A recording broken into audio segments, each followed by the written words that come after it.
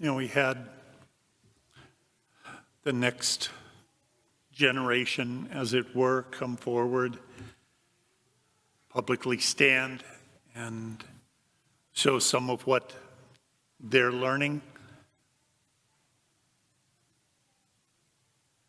And I looked at them, and I looked at my servers, and I looked at our high school youth group, and I thought, I hope that we remember to have hope. There is so much just in our kids that even as we think the future might be uncertain, doubtful, scary, whatever, there they are.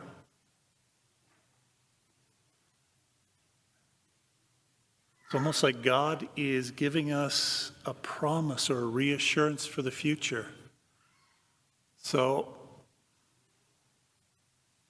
what the hey? Just as something we don't do very often, but adults, could we all please just show a round of appreciation for our kids, just for being our kids?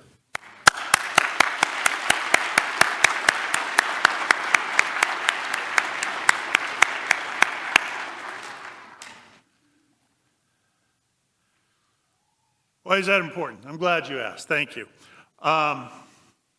This is from Irma Bombeck. I was intent on a small child who was turning around and smiling at everyone. He wasn't gurgling, spitting, humming, kicking, tearing the hymnals, or rummaging through his mother's handbag. He was just smiling.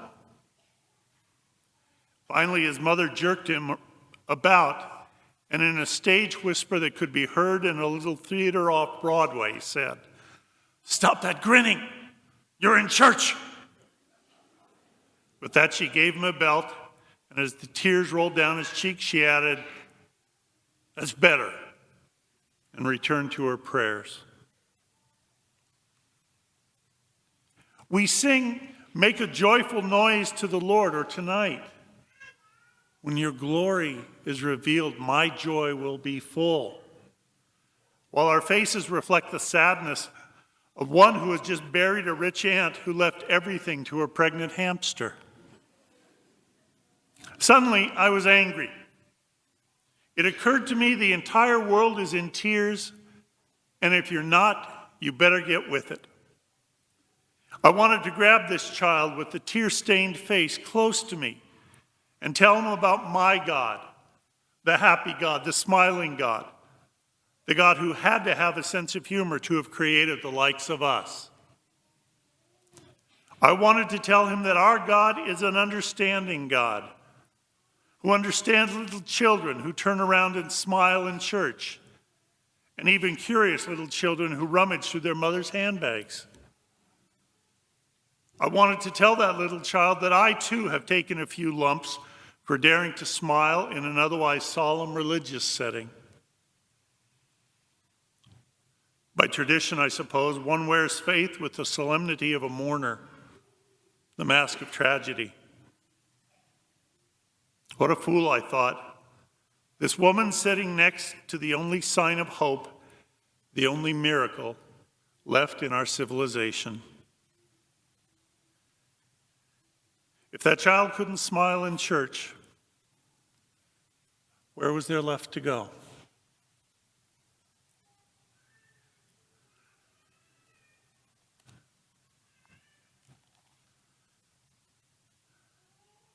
Sitting next to the only sign of hope, the only miracle left in our civilization.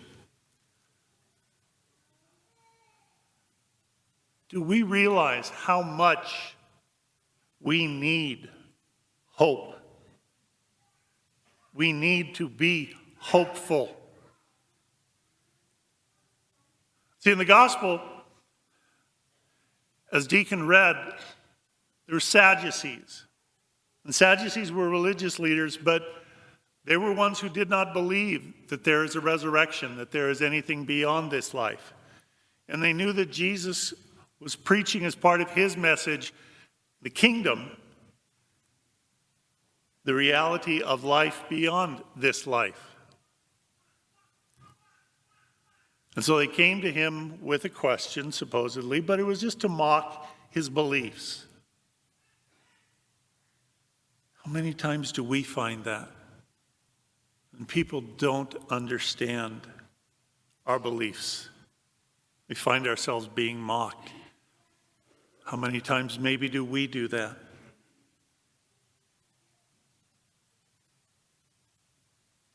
But we as Christians, if we don't have hope, and if we don't have hope in the resurrection of Christ, then what the hey? Why do we even bother? St. Paul tells us, if Christ is not raised from the dead, then our faith is in vain. If there is no resurrection, there's no reason for us to believe. There is no reason for us to hope. There's no reason for us to follow Christ.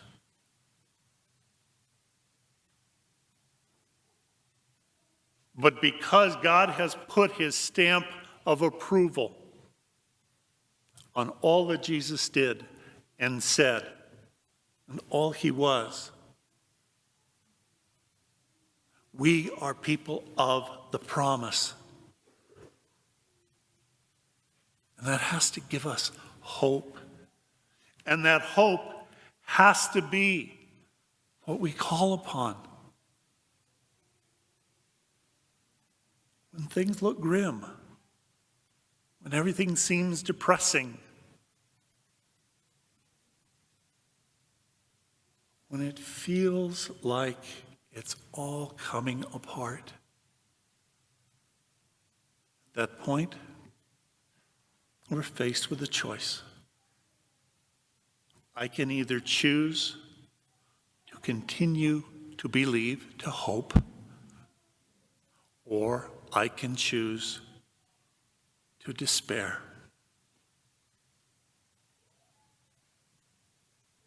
The thing is, we don't always understand.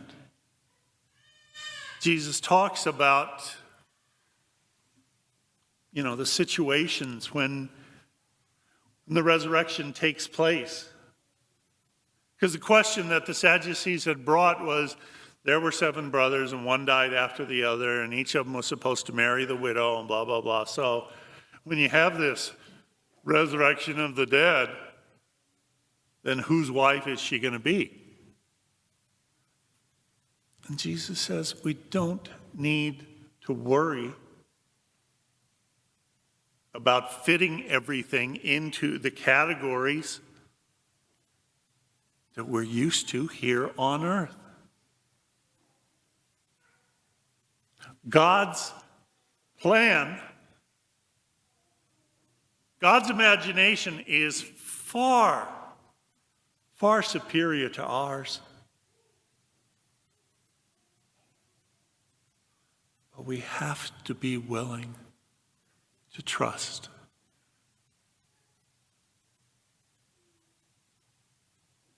And it's easy to trust in good times. It's tougher when, as they say, you're up to your armpits in alligators.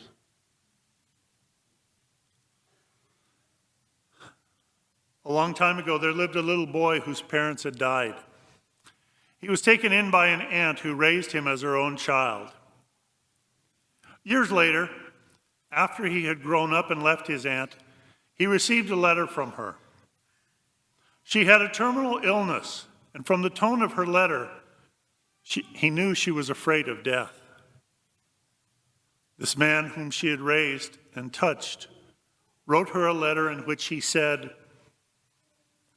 It is now 35 years since I, a little boy of 6, was left quite alone in the world.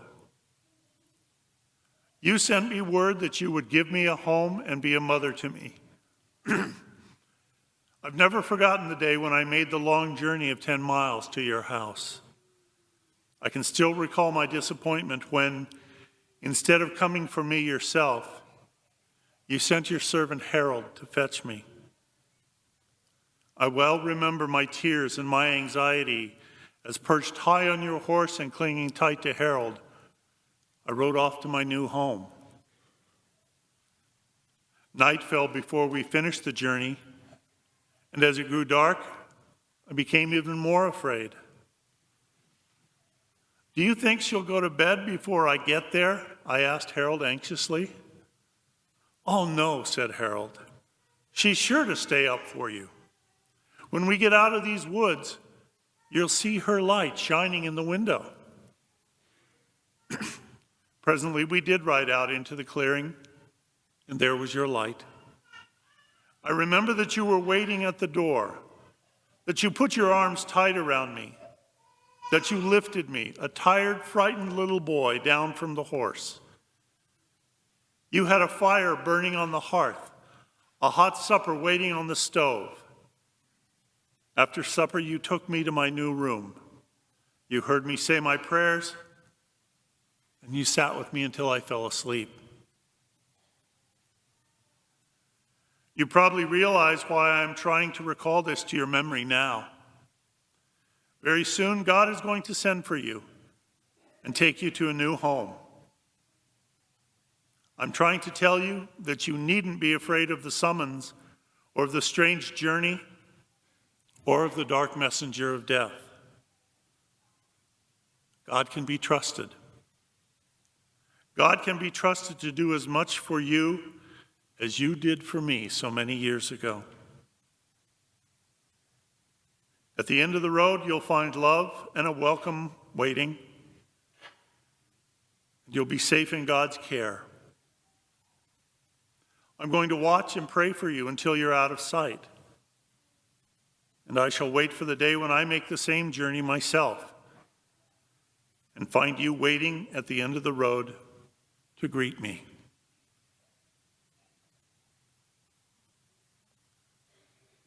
November is the month in which we remember our beloved dead. We write their names in our book of remembrance for the month. All of it has got to be with hope. Trust in the power of God's love for each and every one of us.